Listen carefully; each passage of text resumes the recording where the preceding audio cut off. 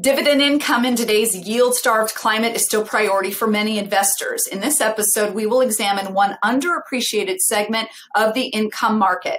Plus, we will look at a new actively managed ETF that targets dividend-paying small and mid-cap stocks right here on First Look ETF Extra. Stick around.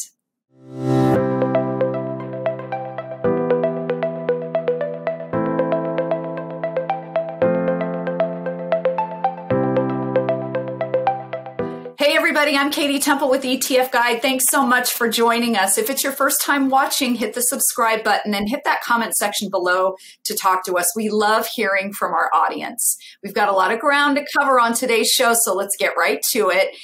Is high income in a low yield world still possible? And what's behind the upswing in foreign stocks? And will it last? Here to talk about us with that and much more is one of our favorites, Lance McGray, head of ETFs at Advisors Asset Management. Hi, Katy. Thanks for having me. Okay, let's begin with a newly launched ETF. It's the AAM Bahl and Gaynor Small Mid Cap Income Growth ETF, ticker SMIG, which is timed very well because over the past year, mid and small cap stocks have outperformed their large cap peers. SMIG is an actively managed ETF. How does it select stocks? And who might this fund appeal to, Lance? Yes, thanks. So SMIG, as this product goes by the New York Stock Exchange ticker SMIG, it is an actively managed ETF. And with that said, it's really important to understand the sub-advisor, the asset manager behind the strategy. In this instance, this is one of our longest standing partners here at Advisors Asset Management, Bahl and Gaynor, which is a dividend growth manager. They were founded in 1990, and their philosophy is quite simple. It's that dividends pay dividends. And as of 9/30, they had about $50 billion in assets under management or supervision. And a very interesting fact about Bahl and Gaynor is that they're 100% employee owned. So that's a very interesting tidbit about Bahl and Gaynor. Now, getting back to this strategy, as you can imagine, the SMIG, small and mid-cap income growth, it's a strategy that focuses on high-quality companies that typically produce steady earnings and then obviously dividend growth as well. Now, with that said, there's three major areas or three main objectives of this ETF SMIG. The first is growth of income, right? As I mentioned, this is a dividend growth strategy. So Bahl and Gaynor, the sub-advisor, is trying to identify those companies that can grow, not only pay dividends, but grow those dividends consistently over time. Number two is downside protection, right? So this product seeks to provide downside protection against its broad-based peers. And then finally, it's capital appreciation. This is an equity product. This is small and mid-cap. And as you did mention, small and mid-caps have been performing relatively well as of late, despite underperforming over the last 5 to 6 years. So again, as the market evolves, as potentially the economy comes back, as we sort of potentially put COVID behind us, there are a lot of opportunities in small and mid-cap space, and this is a fantastic opportunity to jump on board with an ETF that is managed by a very well-known dividend growth manager. Quite honestly, that is looking for opportunities in the small and mid-cap space instead of rather just buying a very plain Jane, smaller mid-cap, cap-weighted passive product. Debates about yield income are usually centered around equity yields versus bond yields. And then there's the preferred securities, which are a blend of both. The AAM low duration preferred and income securities ETF ticker PFLD is a rising star in the preferred market. Plus it pays monthly income. Can you give us an update on PFLD? Yeah, so in the first question, we talked about SMIG, our newest product offering. PFLD is our fastest growing ETF. And in fact, on a year-to-date basis, its assets are up over 900%. We started the year roughly around $9 or $10 million. And we just surpassed $100 million on Friday. We came out with a press release earlier this week, and we're really excited about PFLD because of what it brings to the table, right? And we've seen a tremendous amount of growth into PFLD because it is the only low duration preferred product that is currently available. And the question is, well, what does that mean and why is it important and why are people sort of migrating to this type of product? And the short answer is because it offers a very, very unique combination of a high, meaningful, and tax-efficient income with very low interest rate risk. So as you mentioned, this is a preferred product. They are hybrid securities. They often do offer higher income levels versus their peers on the traditional fixed income side. So the current SEC yield of this product as of 10/31 was 5.16. And the effective duration, so the option-adjusted duration or interest rate sensitivity, is only about 1.15. So again, you get a very interesting, very unique combination of a high income level, right? Not only pre, but also post tax because of preferreds and the fact that the majority of them are QDI, so you're getting taxed at the preferable tax treatment, but you also have low sensitivity to rising rates. And in this environment, that is very, very appealing for those income-seeking investors that are worried about sourcing meaningful income and also the impacts of potentially having rising rates as well. So again, this is a product that is creating a lot of stir in the marketplace and one that we are awfully excited about heading into 2022 with the current market environment.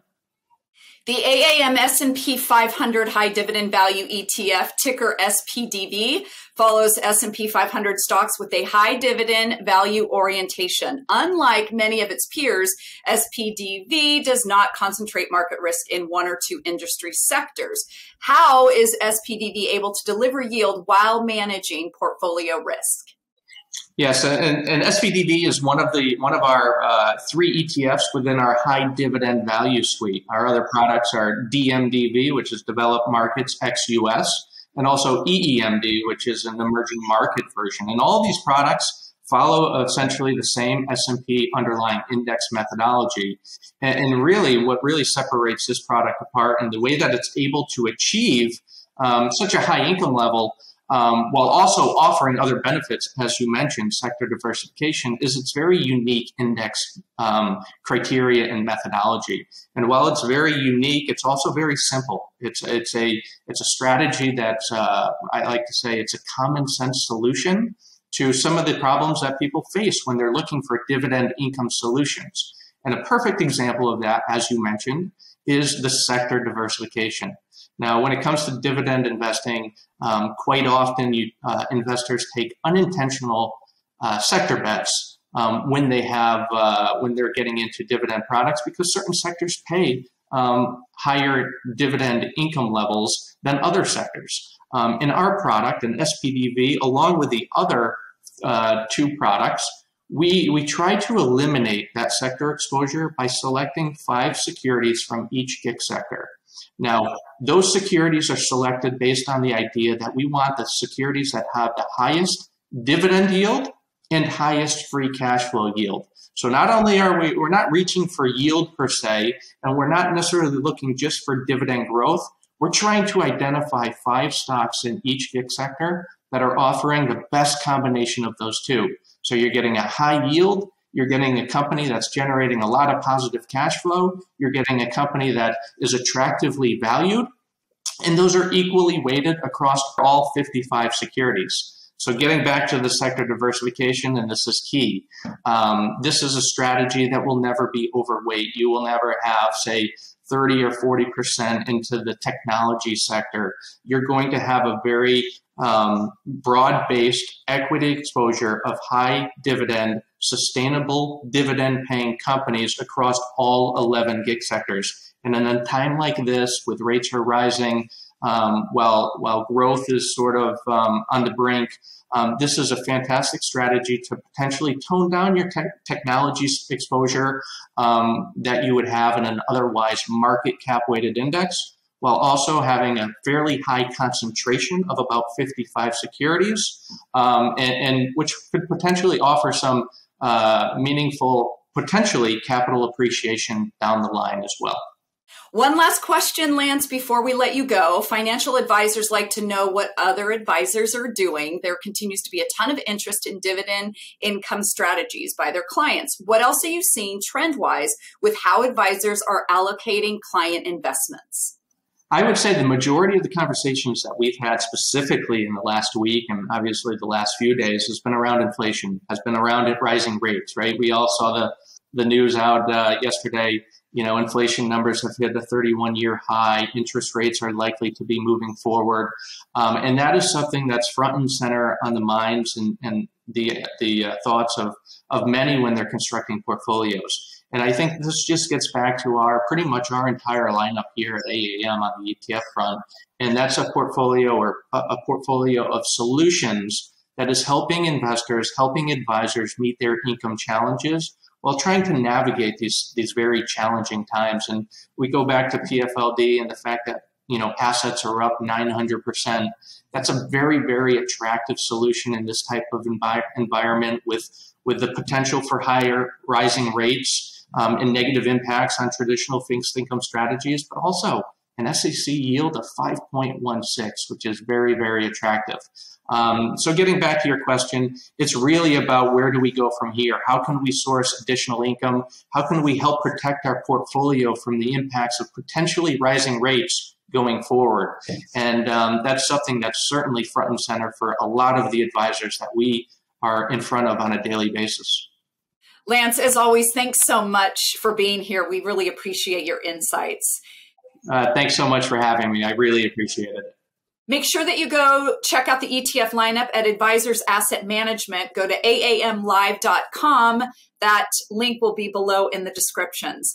Also, don't forget to subscribe to ETF Guide TV. We'd love to hear what you think of this show, ETF Battles, and our other programming. And you can also find us on Twitter at ETF Guide. Thanks, everybody, for joining us here on First Look ETF Extra. I'm Katy Temple, and we sure look forward to seeing you next time.